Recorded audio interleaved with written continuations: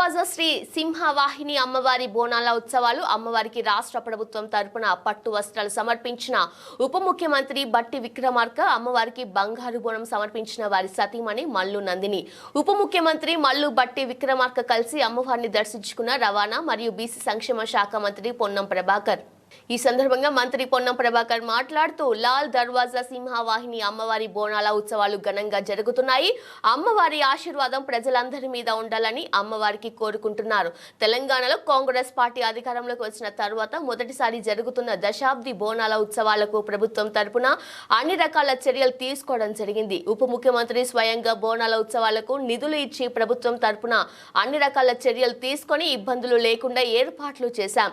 గోల్కొండ బోనాలతో ప్రారంభమై ఉజ్జయిని మహంకాళి బోనాలు ఈరోజు లాల్ దర్వాజా సింహవాహిని బోనాలు కొనసాగుతున్నాయి. తెలంగాణలో మంచి వర్షాలు పడాలని ప్రజలంతా సుఖ సంతోషాలతో ఉండాలని ఆ అమ్మవారిని కోరుకునే పండుగ బోనాలు.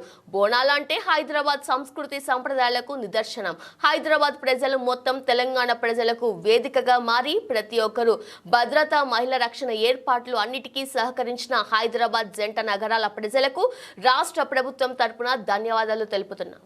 లాల్ దర్వాజా సింహవాహిని బోనాలకు ఇచ్చేసినటువంటి గౌరవ ఉప ముఖ్యమంత్రి గారికి ఆ అమ్మవారి ఆశీర్వచనం నిండుగా ఉండాలని ప్రార్థిస్తూ వారికి స్వాగతం తెలియజేస్తూ అదేవిధంగా రాజ్యసభ సభ్యులు అనిల్ యాదవ్ గారు మిగతా పెద్దలు ఈరోజు తెలంగాణ రాష్ట్రంలో కాంగ్రెస్ పార్టీ అధికారంలోకి వచ్చిన తర్వాత మొదటిసారిగా జరుగుతున్న ఈ దశాబ్ది బోనాల ఉత్సవాల్లో ప్రభుత్వం తరఫున అన్ని రకాల చర్యలు గౌరవ ఉప ముఖ్యమంత్రి గారు సరిపోయే నిధులు ఇచ్చి ప్రభుత్వం తరఫున అన్ని రకాల చర్యలు తీసుకున్నాం. అన్ని కార్యక్రమాలు జూలై 7న గోల్కొండలో ప్రారంభమైనటువంటి బోనం బల్కంపేట కళ్యాణంతో ఉజ్జయిని మహంకాళి బోనంతో ఈరోజు లాల్ దర్వాజా బోనాలతో విజయవంతంగా హైదరాబాద్ ప్రజల సుఖ సంతోషాలకే కాదు యావత్ తెలంగాణ మంచి నిండుగా సమృద్ధిగా వర్షాలు పడాలని